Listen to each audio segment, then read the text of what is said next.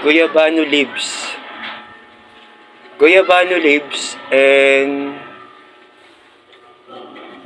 bayabas leaves. Guyabano leaves and bayabas leaves. First time natin na iinom ng ganitong herbal medicine. Dahil wala tayong pambili ng gamot, herbal muna tayo. Bigay ito ni Mama. Ni Mama Liswegro. Yan, bigay po ni Mama Liswegro. Maraming salamat Ma sa herbal medicine na pinadala mo sa akin. Yung mga daon-daon, susunod po ulit. Ang hirap po maghanap niyan. Ayan. Try natin inumin. Maalat, medyo mapait. Pinagsamang guayabano leaves at saka bayabas leaves. Napanood ko to sa Facebook. Marami siyang benefits. Kaya sana makatulong to para mabawasan yung mga cancer cells natin sa loob ng katawan. Lalagokin ko sana siya ng isang lagok.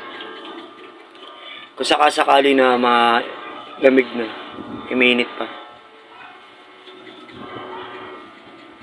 Hindi mo na ako nagtanghalian. You know? Yan. Hindi mo na ako nagtanghalian. Unahin ko muna to para walang laman yung tiyan.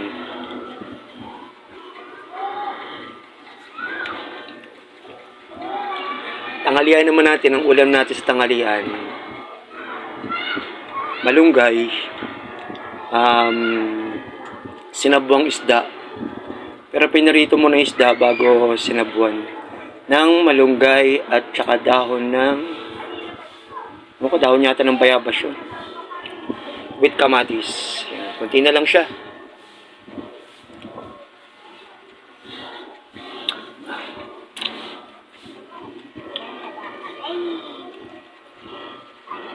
Nakalimutan ko ipag-pray yung herbal natin. Nakalimutan pag-pray.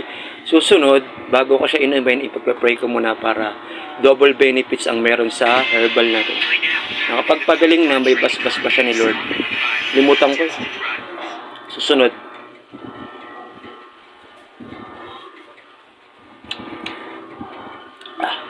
Hindi na lang.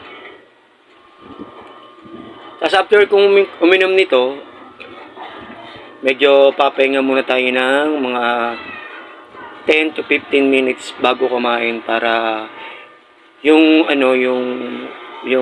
mga nutrition ng dalawang leaves na to mag-circulate muna sa buong internal body natin, lalo na sa dugo. Yan, kunti na lang. Isang lago ka na lang.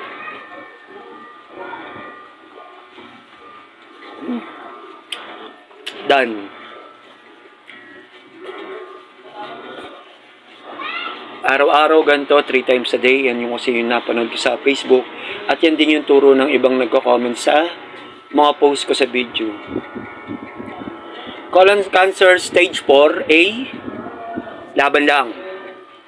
At tuloy-tuloy pa rin laban with Lord Jesus Christ. Maraming salamat sa panonood.